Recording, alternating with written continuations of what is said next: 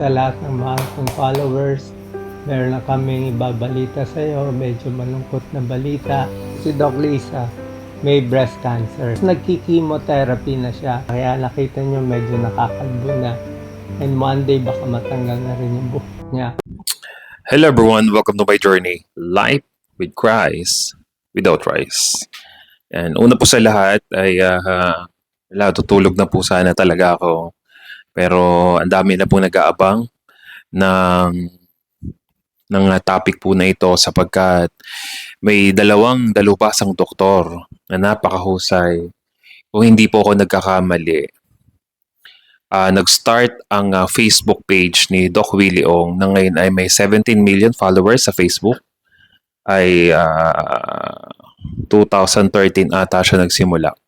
Kung di po ako nagkakamali. So, ibig sabihin, more than a decade na nagsasalita siya. At based sa kanya, nitong nagkasakit na siya, parang sabi niya ay ipinagkakatiwala na niya ang pagkikreate ng content at pagbibigay ng mga health tips, health advice ay dito na kina Makalintal, Dr. Alvin, napakadami na pong mga doktor sapagkat ang dami ng mga content creator. So, totoo lang, ano ba namang pinagkaiba nito ni Dr. Willie Ong at nila Makalintal at other content creator, nutritionist, dietitian, mga dalubhasa, isa lang naman ang pattern. Wala namang pinagkaiba. Pero ano po yung naging ending? Lately, ibinalita na po, nakakalungkot na balita na maging ang asawa niya ay may cancer na. Ngayon, bago po natin pag-usapan ang patungkol sa kanilang mga tinuturo for the longest time at dati talagang ina-idolize ko kapag may mga health talk ako, isa sa pinanggagalingan ng mga health tips na binibigay ko sa mga binibentahan ko before ng food supplement, walang iba kundi si Dr. Willie Ong. Pero alam niyo po ba, may mga pag-aaral na nagsasabi na lahat daw ng tao may cancer na. At may nagsasabi na hinihintay lang daw yung pinaka-trigger point na kapag na-trigger na, ay imposible nang mapigilan sila. Tatandaan niyo pong mabuti na billions of cells ang nire-reproduce ng ating katawan at nangangailangan ilang organs yan. And the largest organ of our body is our skin. At imagine mo kung billion of cells yan na nire-reproduce, sooner or later, magkakaroon na po ng tinatawag na abnormalities. At once na nagkaroon ng abnormalities, sa tingin nyo ba, basta-basta na lamang magiging cancer yan? Maraming hindi isang trigger point lang sapagkat kailangan nyo pong maunawaan at maintindihan na hindi basta-basta magiging cancer yan.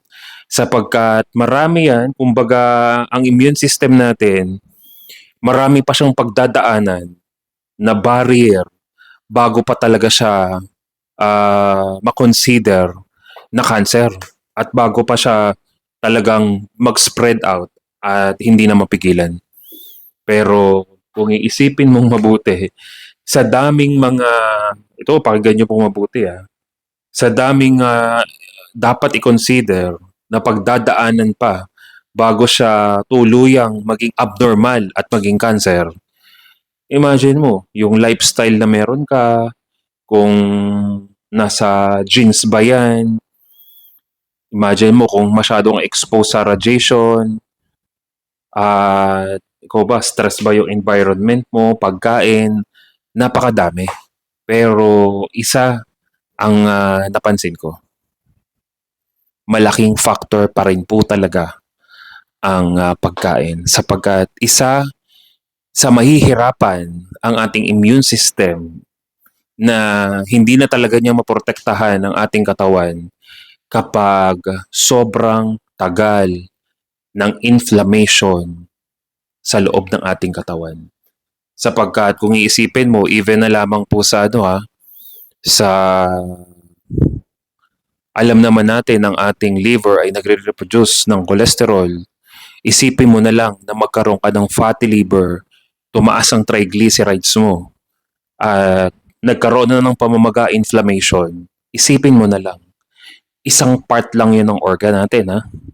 Eh, kung naapektuhan pa yung iba, sa tingin mo ba magpa-function na siya ng maayos? Hindi. May hirapan na po siya talaga. At once na nag-undergo ka na chemotherapy, lalo na. Marami po akong kilala na nag-undergo na after 5-10 years, sinabing cancer-free. Pero after 3 to 5 years, bumalik ulit. Hinayaan na ng pamilya dahil matinding pagod, gagastusan na naman ang hihintayin. Hinintay na lang nilang mamatay yung nanay po nila. Pero ano ba yung pinaka gusto ko pong mensahe sa oras na ito? Sapagkat this is a big red flag para po sa sangbayan ng Pilipino. Pakinggan niyo pong mabuti, ha. Sino pa ba ang aasahan natin pagdating sa proper nutrition, proper way of eating? Sino pa ba? Magising na po tayo. Bansang Pilipinas sa mampanig ng mundo, kapwa ko Pilipino, na ang maraming mga bansa na ang bukas na ang kaisipan patungkol sa keto-bore diet, carnivore diet, meat-based diet, low-carbs diet. Pero bakit tayong mga Pilipino ay hirap na hirap pa rin i-adapt yung napakarami na gumaling, na reverse, at natulungan? Ako na po mismo, meron po akong mga natulungan na hindi na po sila nagkikimo at nagtataka sila nung nagpatingin sila yung number of cancer cells na meron sila, bumabagsak yung number of cancer cells na meron po sila na hindi naman sila nagpapakimotherapy.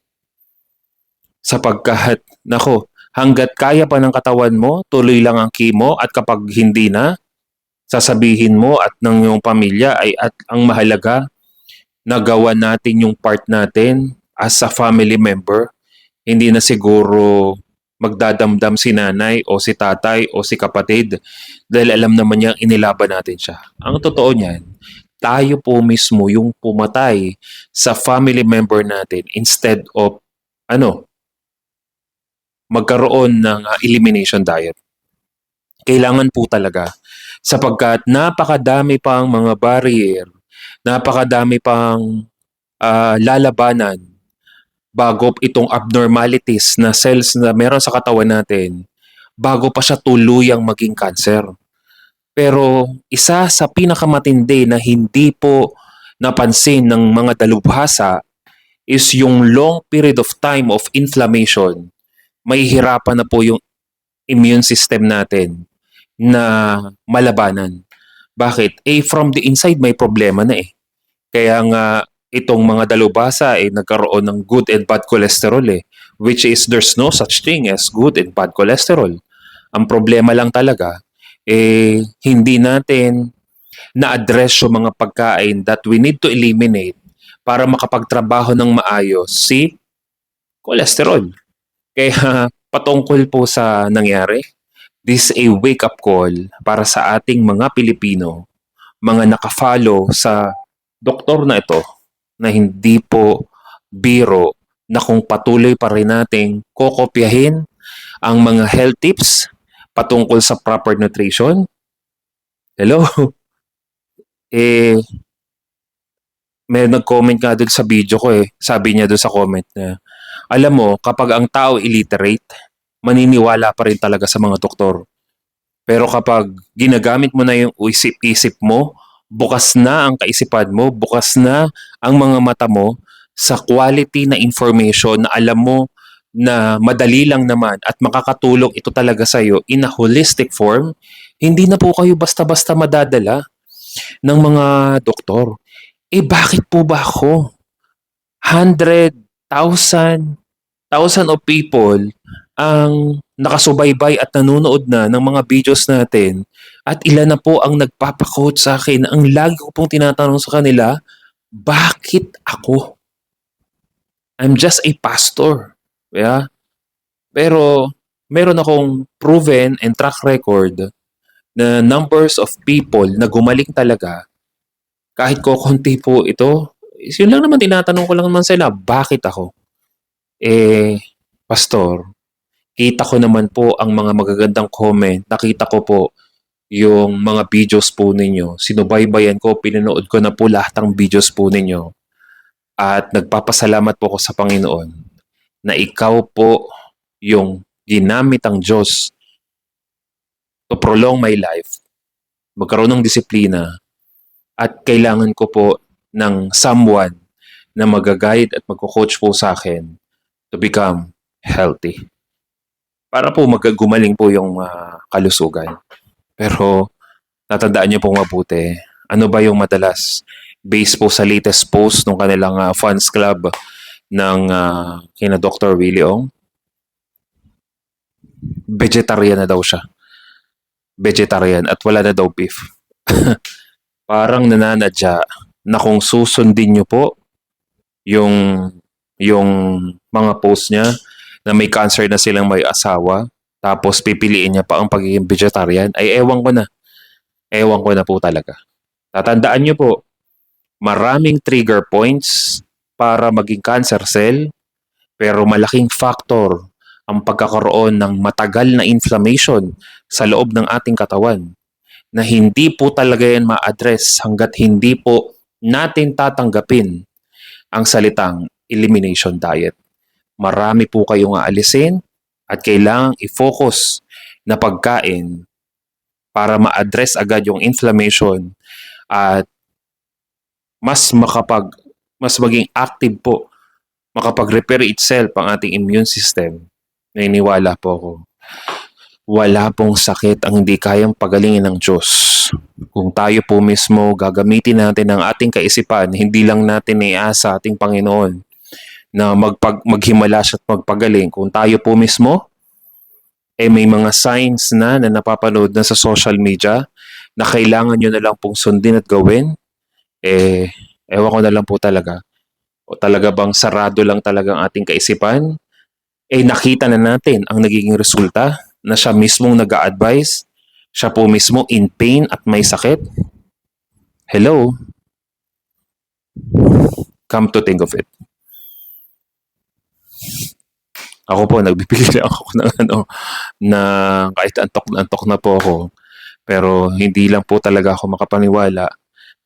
I hope na makarecover po si Dr. Willie Ong at si Dr. Lisa at sa lahat na may mga sakit. I hope and I pray na makarecover po kayong lahat. I'm not against all the doctors. Against po ako sa mga itinuturo at maling education, pagbibigay ng education sa mga pasyente kung ang advice nitong more than a decade na nagbibigay ng health tips ay nagkasakit at kinokopya din lang naman dahil same scenario, same school, same books, di ba? Same education. Ano pa po ang aasahan natin? Sapagkat ito more than a decade na, ano pa po ang aasahan natin sa mga sumusunod na yapak na mag-asawang may cancer? I hope na mapanood po ng kung sino man ang video po na ito na sana maunawaan at maintindihan po ninyo na mabuksan ang inyong kaisipan that meat heals. Jesus heals and save, but meat heals. God bless everyone. Think about it.